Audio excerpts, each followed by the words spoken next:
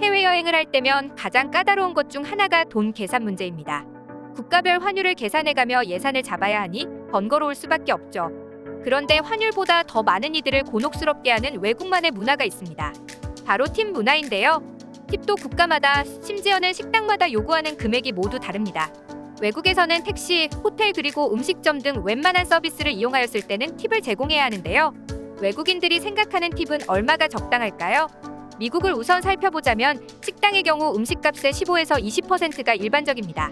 다만 상대적으로 부유한 지역에서는 25에서 30%에 해당하는 팁을 주기도 합니다. 음식을 테이크아웃하는 경우에는 3에서 5% 정도만 지불하면 됩니다. 호텔 방을 나설 때에는 2달러 정도 두고 나가는 것이 일반적이지만 부유층인 경우는 많게는 20달러까지 두고 가는 경우도 있습니다.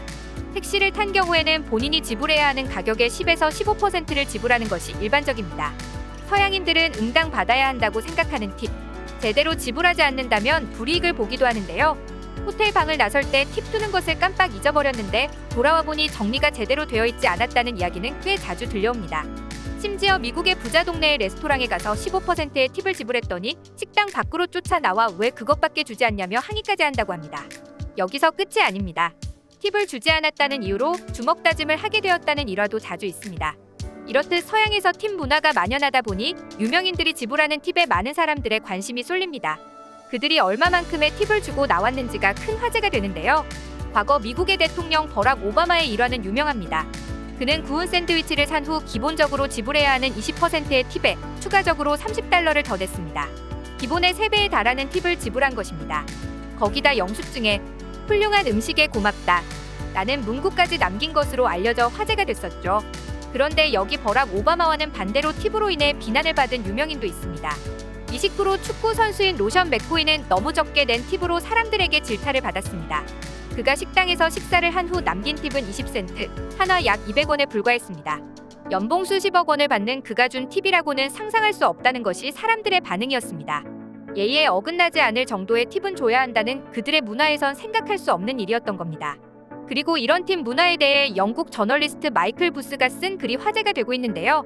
그는 영국의 베스트셀러 작가이자 저널리스트로 출판, 방송, 강연 등 다방면에서 활동하고 있으며 가디언, 타임스, 인디펜던트, 콩데 나스트 트래블러 등 전 세계 여러 매체에서 여행과 음식에 관한 글을 쓰고 있습니다. 그는 이 글에서 팁 문화가 없는 한국을 부러워하며 자신이 한국을 사랑하는 진짜 이유는 팁 문화가 없어서이기도 하다는 말까지 했는데요. 마이클 부스가 쓴 한국의 팁 문화에 대한 칼럼을 번역해서 소개하겠습니다. 난 한국에 갔을 때 정말 즐거웠다. 독자 여러분이 떠올리는 바로 그 이유만은 아니다. 만나고 푸짐한 먹거리 말이다. 그렇다. 난 한국인들이 정말 정이 많다는 것을 알게 되었고 한국인들의 유머 감각을 사랑하게 되었다. 한국 음식은 흥미롭고 역사는 눈을 뗄 수 없을 만큼 매혹적이며 인상적이다. 하지만 내가 한국을 사랑하는 진짜 이유는 팁 계산을 하느라 머리 아플 필요가 없다는 것이다. 레스토랑에서도, 바에서도, 택시에서도, 보어맨에게도, 여행 가이드에게도, 호텔 직원에게도 팁을 얼마를 줘야 하는지 고민할 필요가 없었다. 세상 천지에 천국이 따로 없다. 팁을 줄 필요가 없다는 게 얼마나 놀라운 일인지 한국인들은 알고 있을까? 미국이나 캐나다로 여행 갈 일이 있으면 그제야 비로소 깨달을 것이다. 한국의 노팁 문화가 얼마나 감사한 것인지 말이다. 레스토랑의 팁 계산이 제일 골치 아프다. 코로나 시대에 그나마 한 가지 다행이다 싶은 게 있다면 그건 진짜 비싼 뉴욕 레스토랑에서 식사를 마치고 가뜩이나 비싼 음식값의 15%를 더 내야 한다는 것 때문에 고민할 필요가 없다는 것이다. 그 비싼 음식값에서 15%를 자발적으로 더 내야 한다니 월급에 이미 음식을 테이블로 가져다주는 노동과 식사가 끝난 테이블을 치우는 노동의 대가를 월급으로 받고 있을 텐데 말이다. 팁을 받아갈 이유가 없다. 그래서 분명 나는 계산이 끝났는데도 팁을 또 달라는 웨이터 앞에서 그뿐만 아니라 나에게서 또 팁을 받아가려는 버스보이 앞에서 고민할 필요가 없어졌다는 것이다. 심지어 미국인들도 자기네 팁 문화를 싫어한다.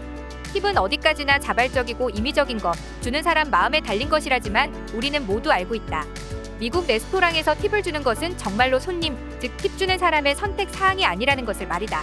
행여나 서비스에 대한 대가를 지불하지 않고 팁 없이 레스토랑을 나가려 했다가는 웨이터가 이때다 싶어 문 밖, 길거리까지 쫓아나와 당신의 비열함에 대해 동네방네 떠들 것이라는 사실을 안다.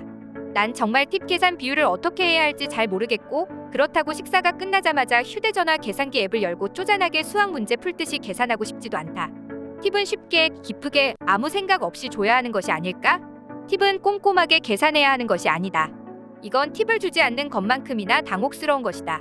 식당 주인들은 웨이터들에게 임금을 제대로 챙겨주지 않는 것인가? 이 우스꽝스러운 협박 퍼포먼스는 대체 어디서부터 시작된 것인가? 전 세계 다른 문화권에서 팁은 어떻게 작동할까? 중국, 일본, 싱가포르는 한국과 비슷하다. 이 나라에 여행 와서도 자기 살던 습관대로 팁을 놓고 가는 미국인들을 제외하고는 이 문화권에 사실상 팁이란 없다.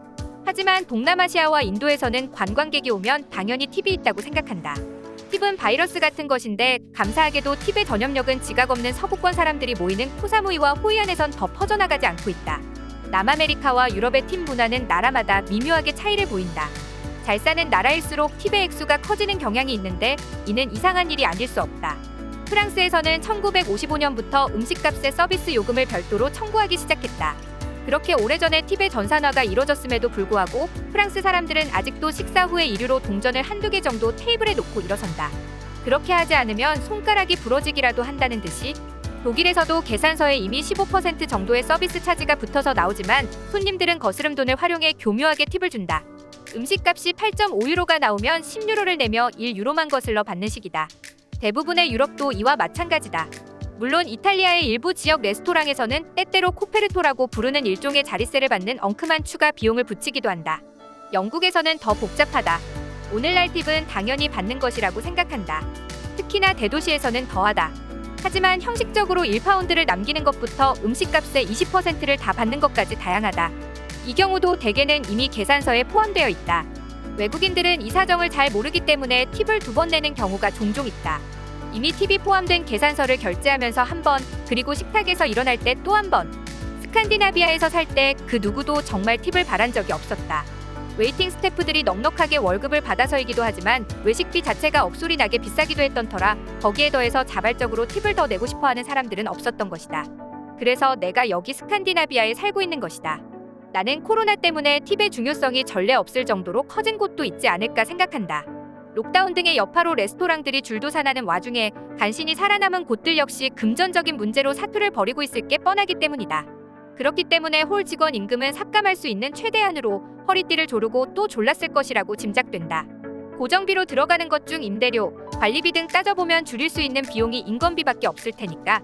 자발적이든 그렇지 않든 월급을 삭감당한 홀 직원에게 드문드문 방문하는 손님이 주는 팁은 그 어느 때보다 더 중요해진다.